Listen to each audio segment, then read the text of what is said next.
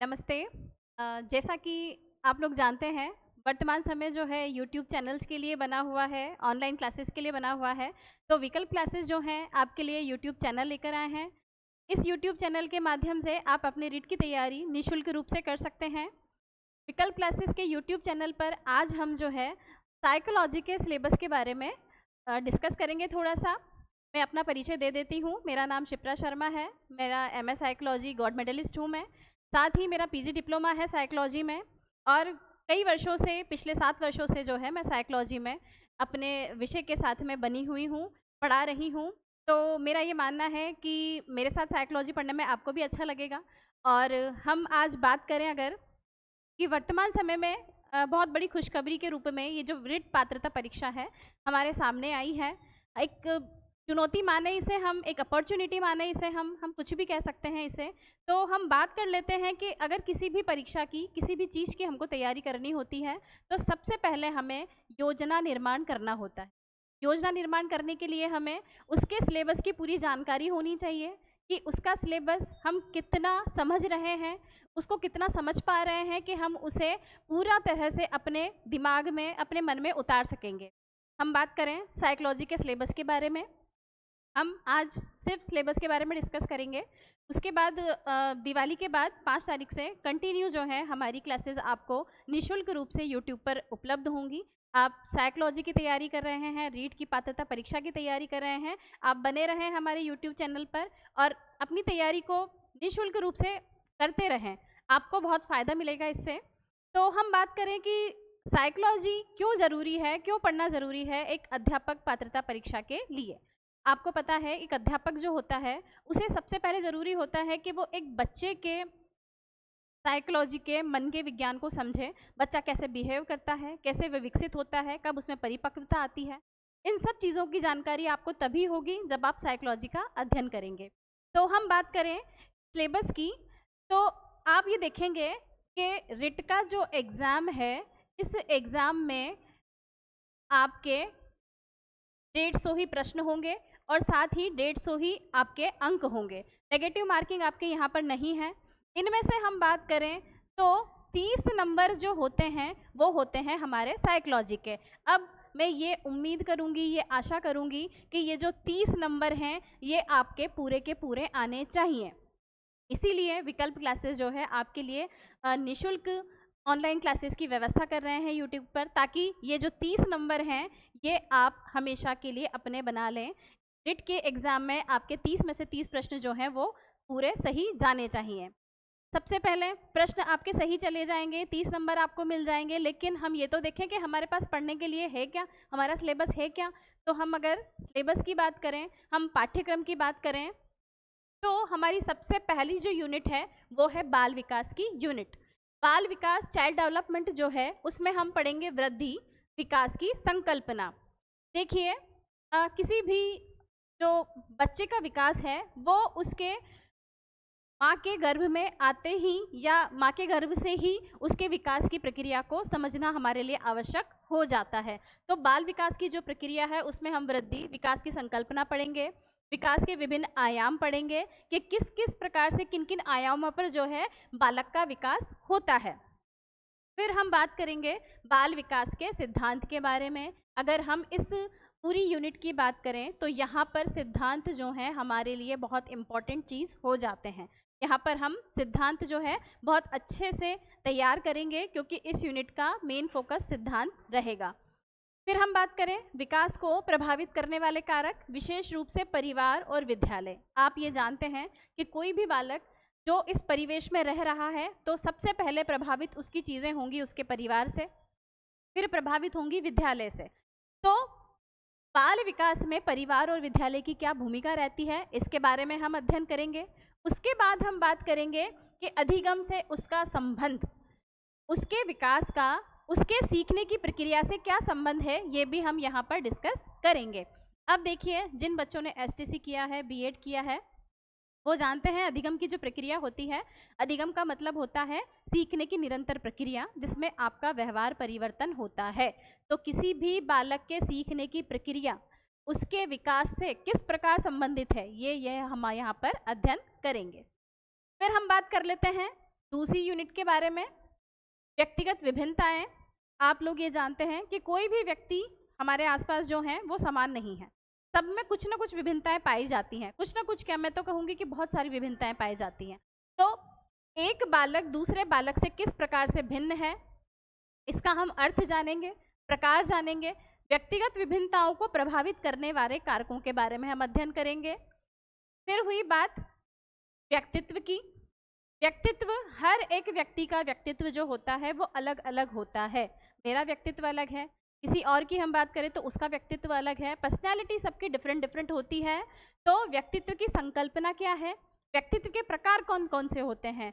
कोई बच्चा अंतर्मुखी होता है, कोई बहिर्मुखी होता है, कोई उभयमुखी होता है, कोई बहुत टॉकेटिव होता है, कोई बहुत साइलेंट होता है।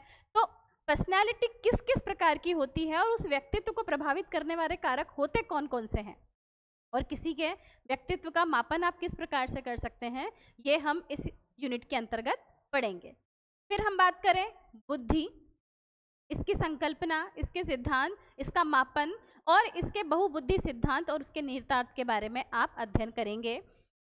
बुद्धि, इंटेलिजेंस, इसको मापना, इसका जो सूत्र होता है, बुद्धि को, आईक्यू को मापने का जो सूत्र होता है, वो सूत्र भी जो है आप इस यूनिट के अंतर्गत अध्ययन करेंगे।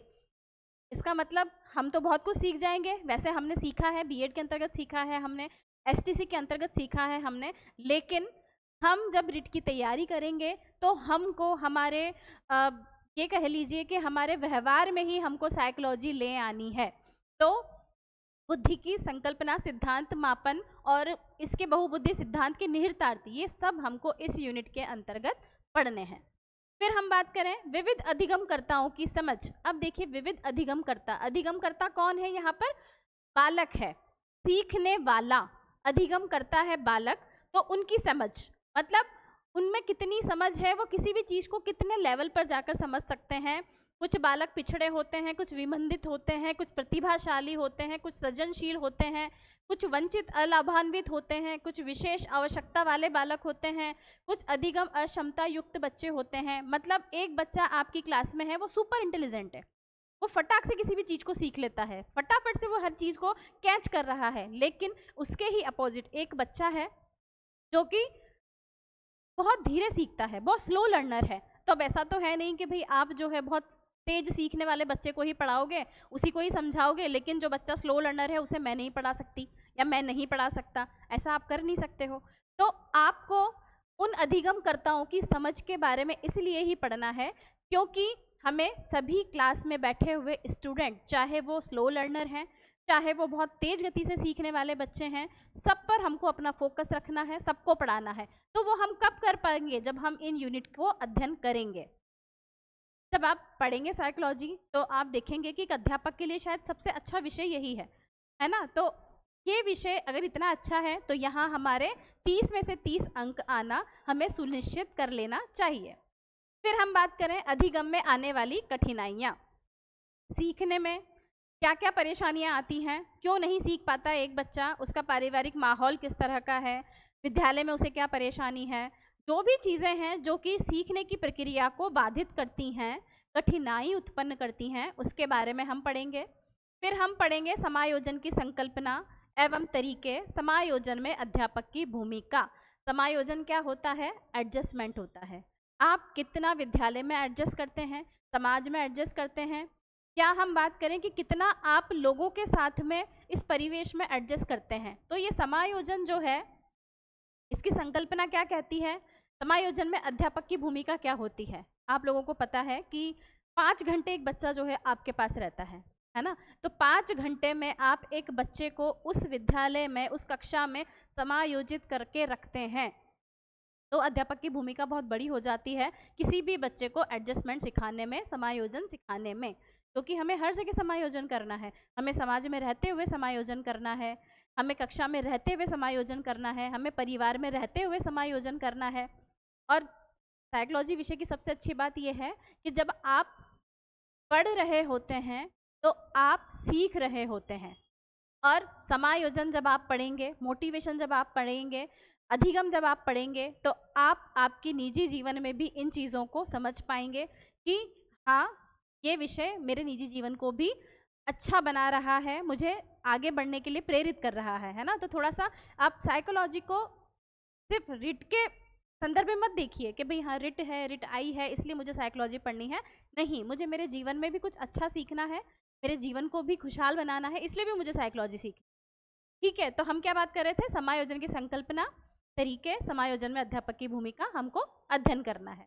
फिर बात की हमने नेक्स्ट पॉइंट की, अधिगम का अर्थ, संकल्पना।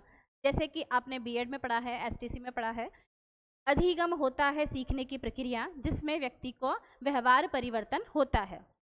इसका अर्थ, संकल्पना आपको पढ़ना है और अधिगम को प्रभावित करने वाले कारक आपको पढ़ने हैं। सीखने की प्रक्रिया को क्या क्या चीज़ें प्रभावित करती हैं, ऐसे क्या कारक होते हैं जो हमें सीखने से रोक रहे हैं या सीखने की प्रक्रिया को बाधित कर रहे हैं, वो सब हम इसके अंतर्गत पढ़ेंगे। अधिगम के सिद्धांत पढ़ेंगे, इसमें व्यवहारवाद, गेस्टॉल्टवाद, संज्ञानवाद, निर्मितवाद और इनके निहितार्थ सब हमको अध्ययन करना है। अधिगम वाली यूनिट जो है ये भी आपके लिए इम्पॉर्टेंट हो जाती है। फिर हम बात करें बच्चे सीखते कैसे हैं, अधिगम की प्रक्रियाएं, चिंतन, कल्पना, तर्क, निमित्तवादी उपागम, अधिगम, संकल्पना, मानचित्रण, अन्वेषण, समस्या समाधान, इन सब के बारे में हम सीखेंगे। कोई भी बच्चा है क्लास में है, उसको कोई भी समस्या आई है तो वो अपने अध्यापक से ही कहेगा, उसकी समस्या का समाधान आप किस प्रकार से करेंगे, है ना। तो ये सब चीज़ें आपको एक अध्यापक के संदर्भ में पढ़नी है कि आप बच्चे के साथ में कैसे ट्रीट करते हैं। तो हम यहाँ पर इन सब के बारे में बात करेंगे। फिर हम नेक्स्ट पॉइंट पर आते हैं, ये है अभिप्रेरणा एवं इसके अधिगम के लिए निहितार्थ। देखिए आप लोग जानते हैं वर्तमान समय में आपको जब आप यूट्यूब चैनल खोलते हैं, इंस्टा खोलते हैं या कहीं पर भी आप स्कूल में जाते हैं, कहीं भी जाते हैं, तो आपने देखा होगा कि मोटिवेशन के लिए आपको कई सारे वीडियोस मिल जाएंगे। मोटिवेशन की इतनी क्यों ज़रूरत है हमें, अभिप्रेरणा की इतनी क्यों ज़रूरत है हमें? क्योंकि हमारे जीवन में किसी भी काम को, किसी भी चीज़ को सीखने को प्रेरित करने के लिए हमको अभिप्रेरणा की आवश्यकता होती है। आज मैं यहाँ पर आपको रिट का पूरा सिलेबस समझा रही हूँ, तो मैं भी आपको मोटिवेट कर रही हूँ कि आप साइकोलॉजी में 30 में से 30 नंबर लेकर आइए। आप मोटिवेट होंगे, अभिप्रेरित होंगे और आप 30 में से 30 नंबर लाने के बारे में सोचेंगे। आप अच्छे से अच्छा कंटेंट पढ़ने की कोशिश करेंगे, सब्जेक्ट पर अपनी पकड़ बनाने की कोशिश करेंगे, ये अभिप्रेरणा ही होती है। इसके बारे में आप अब आगे की क्लासेस जो होंगी हमारी उसमें हम पढ़ेंगे, कोई चिंता की बात नहीं है।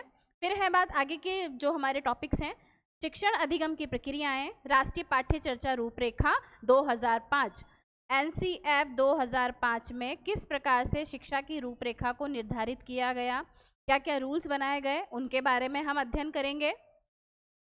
उसके बाद हम बात करेंगे आकलन, मापन एवं मूल्यांकन का अर्थ, उद्देश्य, समग्र एवं सतत मूल्यांकन जिसे सीसीई पैटर्न भी कहा जाता है, उपलब्धि परीक्षण का निर्माण, सीखने का प्रतिफल।